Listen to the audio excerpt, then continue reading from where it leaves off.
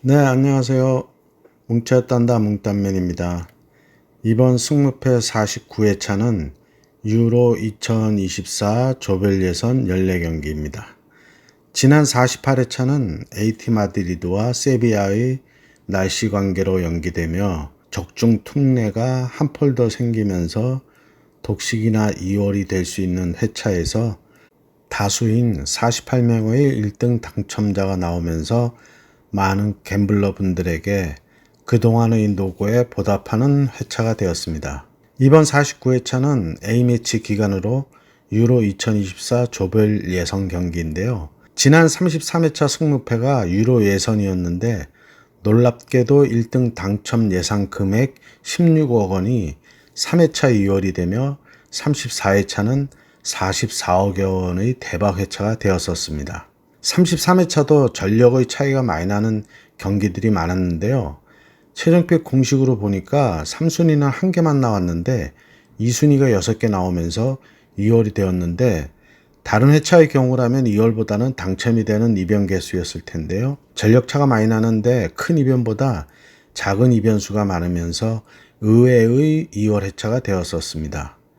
이전 18회차 유로 예선에서도 최종표 공식 3순위 1개와 2순위 2개로 1등 당첨이 216명이 나와 6월 금액이 있어 720여만 원씩 받았고요. 19회차 유로 예선에서도 이변은 3순위 1개와 2순위 3개가 나왔었는데 스페인이 스코틀랜드에 패하며 1등이 8분만 나오며 한 분당 7,200여만 원씩 받아가는 회차가 되었었습니다. 이 부분을 참고하시기 바라며 이번 회차도 전력차가 뚜렷한 경기들이 많은데요. 큰 이변보다는 작은 이변 개수를 늘려보는 방법도 고려해 보시길 추천드립니다. 구독과 좋아요, 알림 설정 부탁드리고요. 분석 시작합니다. 1번 경기 피파 랭킹 125위 카자흐스탄과 57위 핀란드의 매치입니다. H조의 양팀은 3승 1패로 1위 핀란드와 2위 카자흐스탄입니다. 카자흐스탄은 첫 경기에서 슬로베니아에게 패하며 불안한 시작을 했지만 산마리노 덴마크에게 승리하고 북아일랜드 원정마저 승리하며 3연승을 하고 있습니다. 핀란드도 1차전 덴마크전에서 패했지만 북아일랜드, 슬로베니아, 산마리노에게 3연승으로 1위를 하고 있습니다. 최근 상성에서는 2승으로 핀란드가 우세하고요. 의외의 선전을 하고 있는 카자흐스탄은 교체로 들어와 결승골을 터뜨리고 있는 아바트 아임베토프가 팀의 2위를 견인하고 있습니다. 3-5-2와 5-4-1 포맷을 병행하는 카자흐는 수비적인 경기 운영을 하며 역습에서 마무리를 하고 있고 과감한 슈팅으로 적은 기회에서도 득점을 하고 있습니다. 핀란드도 상승세를 타고 있는데 상대의 전력에 따라 센터백 이바노스를 중심으로 5-4-1과 3-2-4-1 포맷을 번갈아 쓰고 있어 수비에 무게를 두고 있는 팀 컬러로 보시면 됩니다. 카자흐스탄은 현재 홈에서 좋은 성적을 내고 있듯이 쉽지 않은 원정이 될 핀란드로서는 수비에 더욱 무게를 두고 실점을 최소화하는 경기를 할 것으로 예상되는데 홈에서의 기세가 등등한 카자흐가 전력의 열세에도 중원의 주도권을 쥐고 밀어붙일 경기로 예상됩니다. 이것이 오히려 독이 될 수도 있는 매치로 생각이 드는데요. 카자흐스탄의 승과 패를 예상합니다. 이번 경기 피파 랭킹 138위 리투아니아와 70위 몬테네그로의 매치입니다. 지조 5위 리투아니아는 1무 2패이고 3위 몬테네그로는 1승 1무 1패를 달리고 있습니다. 상성은 2승으로 몬테네그로가 우세하고요. 양팀을 간접 비교해보면 리투아니아는 홈에서 불가리아와 1대1로 비겼습니다. 센터백 기르드 베티스의 전반 15분의 코너킥 세트피스에서의 선제골로 일찍 앞서 나갔었는데 17분 리투아니아의 수비수 라시카스의 퇴장으로 밀리는 경기를 하며 27분 동점골을 먹으며 무승부를 했습니다. 몬테네그로는 불가리아 원정에서 1대0으로 승리했는데요. 점유율 6대4로 몬테네그로가 앞섰고 불가리아의 골키퍼 나우모프의 선방이 없었다면 더 큰 점수차로 승리했을 경기였습니다. 리투아니아의 포백이 너무 내려앉아 아크서클에서 상대의 슈팅 기회를 여러 번 주는 모습도 보이고 사이드 크로스에 적절한 대비가 안 되는 모습으로 몬테네그로의 사모이의 양 윙백의 돌파와 크로스에 고전할 걸로 보이는 매치입니다. 리투아니아의 단통 패를 예상합니다. 3번 경기 피파 랭킹 3위 프랑스와 47위 아일랜드의 매치입니다. B조 4승으로 1위인 프랑스와 1승 2패로 3위인 아일랜드입니다. 긴 설명이 필요 없는 매치인데요. 최근 상성도 2승으로 프랑스가 우세합니다. 3월 1차전 아일랜드 홈 경기에서는 프랑스가 1대0으로 진땀승을 했었고요. 1차전을 복귀하면 중원의 그리즈만을 중심으로 음바페, 올리비에 주루, 콜로무아니를 내세웠지만 일방적인 공격에서도 득점을 못하다가 후반 50분에 우측 풀백 파바르의 중거리 슛으로 득점을 했는데요. 후반 막판 아일랜드의 결정적인 슈팅을 프랑스 골키퍼 마이냥이 막아내며 자칫 무승부로 끝날 뻔한 경기였습니다. 하지만 이번 매치 프랑스의 홈이고 아일랜드가 승리를 위하기보다는 무승부를 목표로 하는 매치라는 생각인데요. 프랑스로서는 일찍 본선 진출을 결정지으려 할 겁니다. 프랑스의 단통승을 예상합니다. 4번 경기 피파 랭킹 12위 네덜란드와 55위 그리스의 매치입니다. B조 4위로 1승 1패의 네덜란드와 2위 2승 1패의 그리스입니다. 최근 상성은 2016년 네덜란드 홈에서의 친선 경기였는데요. 그리스가 2대1로 승리했습니다. 한 경기 덜 치른 네덜란드는 1차전 프랑스 원정에서 4대0으로 대패하는 수모를 겪고 조 최약체 지브롤터를 3대0으로 이기며 분위기를 추스렸습니다. 그리스는 지브롤터와 아일랜드에게 승리하고 직전 프랑스 원정에서 1대0으로 패했고요. 네덜란드의 프랑스전을 복귀하면 양팀 4-3-3 같은 포맷을 썼는데 네덜란드의 포백, 아케, 반다이크, 트루이디, 팀버가 전반 2분 만에 음바페의 땅볼 패스를 그리즈만이 아크서클 정면에서 논스톱 슛을 골을 넣으며 무너지기 시작하면서 4골을 먹으며 대패했는데요. 마지막 종료전 네덜란드는 PK를 얻었지만 데파이가 실축하며 0패를 당했습니다. 그리스는 프랑스 원정에서 음바페의 페널티킥으로 아쉬운 1대0으로 패했는데요. 첫 번째 슛을 그리스 골키퍼 블라코디모스가 선방을 했지만 라인에서 발이 떨어져 재차 참여 성공했는데요. 그 골이 결승골이 되었는데 운이 좋았던 승리였습니다. 양팀 간 2위 자리를 놓고 매우 중요한 매치인데요. 그리스의 센터백 마브로파노스가 직전 프랑스전 퇴장이 있어 결장이 예상되기에 수비에 공백이 생겼습니다. 네덜란드의 스쿼드는 화려합니다. 수비의 리버풀의 반다이크, 맨유의 말라시아, 바이에른 미넨의 더리우트, 부상에서 회복 중인 아스널의 팀버를 비롯해 중원과 공격진의 바이날돔, 코디 각포, 멤파스 데파이 등 그리스에 비하면 스쿼드의 차이가 큰데요. 최근 경기력에서는 그리스가 수비에 좀 더 안정된 모습을 보였지만 주전 센터백의 공백에 원정 경기라는 점과 네덜란드가 홈에서는 0점대의 실점률을 기록하고 있고 득점력도 올라가고 있는데 극단적인 수비로 나올 수 있는 그리스이기에 창과 방패의 내용이 될 것으로 보이지만 이번 홈에서 꼭 승리해야 하는 네덜란드로서는 최대한의 화력을 퍼부을 걸로 생각됩니다. 네덜란드의 승과 무를 예상합니다. 5번 경기 피파 랭킹 26위 폴란드와 124위 페로제도의 매치입니다. 2조 4위 1승 2패의 폴란드와 5위 1무 2패의 페로제도입니다.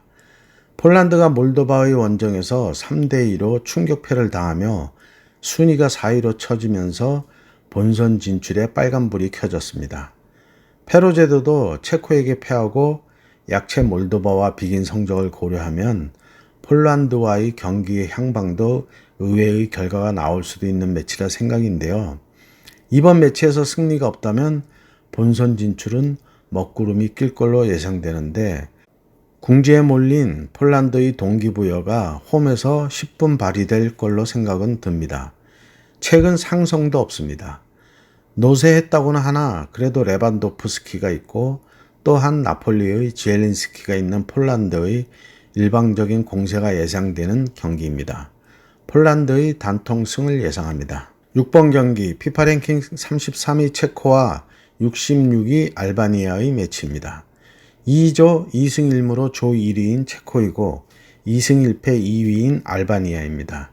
상성은 2021년 6월 친선 경기에서 체코가 3대1로 승리했었습니다. 체코에는 웨스트햄의 수어책을 중심으로 4-2-3-1의 포맷을 쓰는데 원톱 야쿠니와 좌측 윙포드 제르니의 빠른 돌파와 크로스가 위협적인 팀입니다.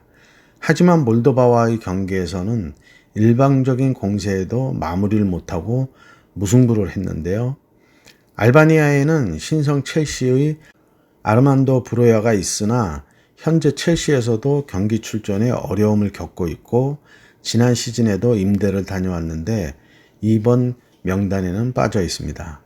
인터밀란의 미드필더 아슬라니도 직전 몰도바와의 경기에서는 후반 막판 교체 출전을 하며 큰 역할을 하지 못했는데요. 대신에 K리그 광주FC 소속의 자시르 아사니가 좌측 미드필더로 나와 골을 기록하면서 현재 3경기 1골 1어시스트로 크게 활약을 하고 있습니다. K리그에서도 7골 3어시스트로 10개의 공격 포인트를 기록할 정도로 폼이 올라와 있어 어려운 경기이지만 좋은 활약하기를 기대해 봅니다. 4-1-4-1의 알바니아와 4-2-3-1의 포메의 체코인데요. 알바니아가 수비로 내려앉아 역습 한 방으로 득점을 노릴 것으로 보이나 워낙 체급 차이가 나는 매치이고 알바니아의 주축 멤버들도 역할을 못하고 있어 알바니아의 연승을 기대하기는 어렵습니다. 체코의 단통승을 예상합니다. 7번 경기 피파 랭킹 25위 세르비아와 40위 헝가리의 매치입니다. 지조 2위 2승 1무의 세르비아이고 같은 2승 1무 1위인 헝가리입니다. 세르비아는 2연승 후 불가리아 원정에서 전반 47분 불가리아의 공격수 데스포도프에게 선취골을 내주며 고전했었는데요. 후반 96분 교체로 들어간 라조비치의 극장골로 간신히 무승부를 하며 연승에 제동이 걸리며 진땀을 흘렸습니다. 후반 불가리아의 슈팅이 골대를 맞고 나오는 행운이 안 따랐다면 원정패를 할 뻔한 경기였습니다. 헝가리는 몬테네그로 원정에서 비기며 시작은 안 좋았지만 불가리아와 리투아니아를 홈에서 연파하며 상승세를 타고 있습니다. 상성은 1승 1무 1패로 팽팽합니다. 양팀 1대0, 1대1, 0대1로 한 골차 승부로 많은 골이 터지지 않는 상성입니다. 양팀 상성 1승이 각 원정승이었고요. 세르비아에는 알힐랄로 이적한 미드필더 밀린코비치, 사비치를 비롯해 공격수 유벤투스의 코스티치, 수비수 피오렌티나의 밀린코비치 등의 빅리그 선수들이 즐비합니다. 플럼에 항명하며 사우디로 이적한 문제아 미트로비치는 이번 명단에서는 보이지 않습니다. 3-4-2-1의 3백을 쓰는데 중원의 주도권에 비해 결정력에서 부족하며 불가리아 원정에서 혼줄이 났기에 이번 매치에서는 3백을 쓰더라도 공격에 좀 더 무게중심을 두고 경기를 풀 것으로 보입니다. 헝가리는 리버풀에서 요즘 폼이 좋은 소보슬라이를 공격에 이선에 두고 프라이부르크의 실라이와 페렌츠바로스의 바르가를 중용하는데 K리그 울산의 마틴 아담 또한 교체 출전하며 3경기 1골 1어시스트로 제목 이상을 해주고 있습니다. 전력에서는 우위를 보이는 세르비아인데 직전 불가리아전의 부진이 연속된다면 경기의 흐름은 가늠하기 쉽지 않은 매치입니다.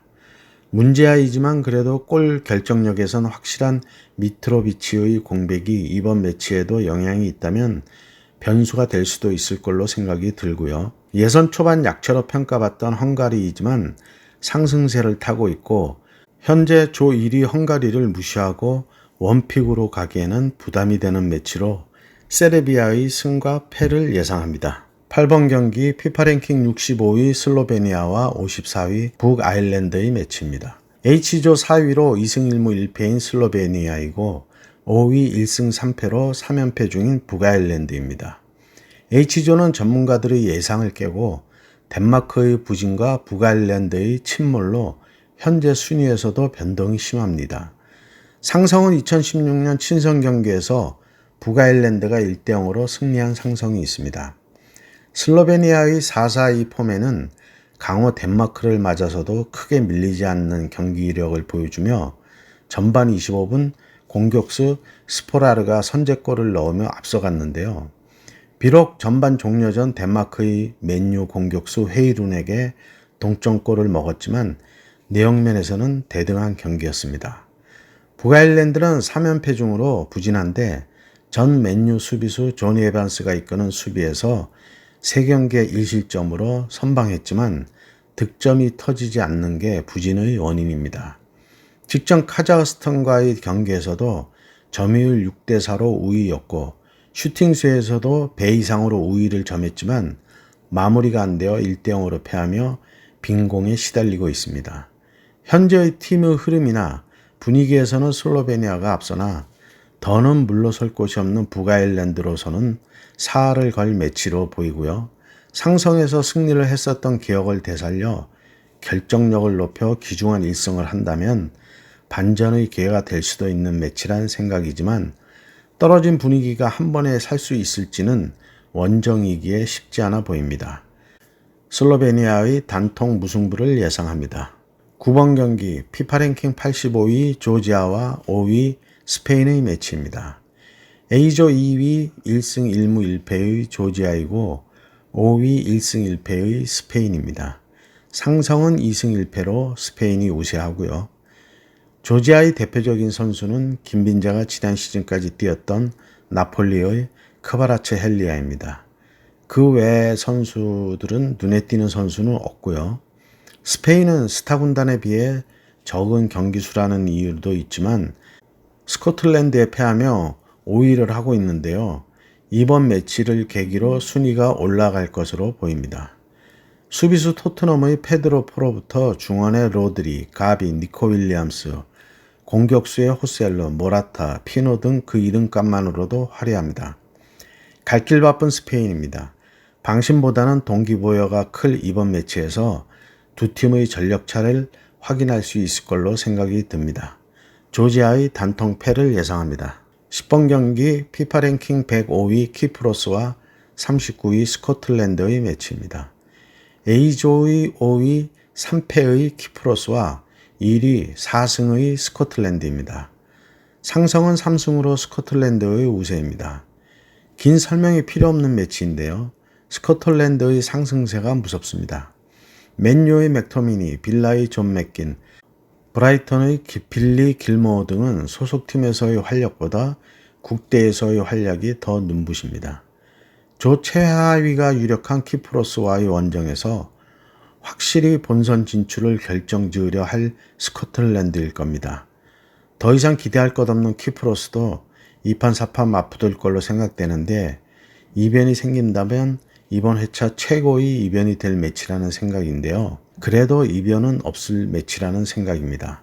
키프로스의 단통 패를 예상합니다. 11번 경기 피파 랭킹 16위 크로아티아와 135위 라트비아의 매치입니다. D조 3위 1승 1무의 크로아티아와 5위 3패의 라트비아입니다. 이 매치도 긴 설명이 필요 없는 매치입니다. 최근 상성은 없고요. 크로아티아의 중원은 화려합니다. 모드리치를 필두로 마테오 코바치치, 페리시치의 현 최고의 수비수 중에 한 명인 이번 여름 맨시티로 이적한 그바르디올까지 공격력에 비해 탄탄한 중원은 주도권을 쥐고 경기를 지배할 걸로 생각 들고요. 라트비아가 튀르키예와의 경기를 봐도 괜찮은 경기력을 보이기도 하는데 뒷심이 부족해서 홈에서 극장골로 패하며 분위기 반전에 실패했습니다. 크로아티아도 경기수가 적고 순위를 올리기에 바쁜 걸음으로 나가야 할 상황인데요. 크로아티아의 단통 승을 예상합니다. 12번 경기 피파 랭킹 43위 튀르키예와 93위 아르메니아의 매치입니다. D조 1위 3승 1패의 튀르키예이고 2위 2승 1패의 아르메니아입니다. 최근 상성은 이번 예선 아르메니아와의 원정 1차전에서 튀르키예가 2대1로 승리했습니다. 1차전 아르메니아 홈 경기에서 전반 10분 튀르키예의 오른쪽 수비수 오장 카박의 자책골로 경기를 어렵게 시작한 튀르키예였습니다. 하지만 35분과 64분에 만회골과 역전골을 넣은 튀르키예의 역전승으로 끝났고요. 1차전에서 비록 자책골로 선취골을 허용했지만 중원의 하칸 찰하노글루와 중앙공격수 에네스 우날의 경기 지배를 통해 상대 진영을 교란시키더니 키패스 2방으로 경기를 뒤집었습니다. 결국은 3골 모두 튀르키예가 넣은 게 되겠는데요. 아르메니아의 현재까지의 전력은 기대 이상인데요.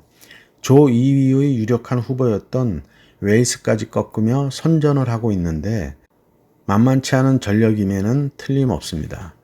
최근 경기에서는 득점력이 좋아지고 있는데요. 실점률도 함께 올라간다는 게 공격력이 좋은 튀르키예를 상대로는 난타전이 될 수 있는 매치입니다. 홈에서의 승률이 좋은 튀르키예이기에 이번 매치를 승리하여 본선 진출의 기선을 잡으려 할 걸로 생각이 됩니다. 튀르키예의 승과 무를 예상합니다. 13번 경기 피파 랭킹 45위 슬로바키아와 8위 포르투갈의 매치입니다. 제2조 2위 3승 1무의 슬로바키아이고 1위 4승의 포르투갈입니다. 최근 상성은 없고요. 이제는 지는 해인 슬로바키아의 에딘 제코는 제2조 최약체 리텐슈타인과의 경기에서 골문 앞 찬스를 허공으로 날리며 기회를 놓치는 모습에서 이제는 은퇴가 가까워졌다는 생각이 들었습니다. 포르투갈의 중원은 베르나드 실바와 브루노 페르난데스라는 걸출한 미드필더가 있어 허리가 그 어느 팀보다 튼튼합니다. 불세출의 호날두, 디오고 조타, 좋은 미드필더가 많아서인지 351을 쓴다는 생각도 들고요. 그 허리를 뚫는다는 게 현 슬로바키아의 전력으로는 어려워 보입니다. 그래도 홈이라는 이점을 100분 살려 버티기로 나간다 해도 현재 포르투갈의 득점력을 막아내기는 어렵다는 생각입니다. 슬로바키아의 단통 패를 예상합니다. 14번 경기 피파 랭킹 94위 룩셈부르크와 63위 아이슬란드의 매치입니다. 제2조 3위 2승 1무 1패의 룩셈부르크와 5위 1승 3패의 아이슬란드입니다. 최근 상성은 없고요. 직전 룩셈부르크의 보스니아전을 보면 3-4-1-2의 투톱 중 우측의 보르헤스 산체스의 발로님이나 스피드가 굉장히 눈에 띄었습니다.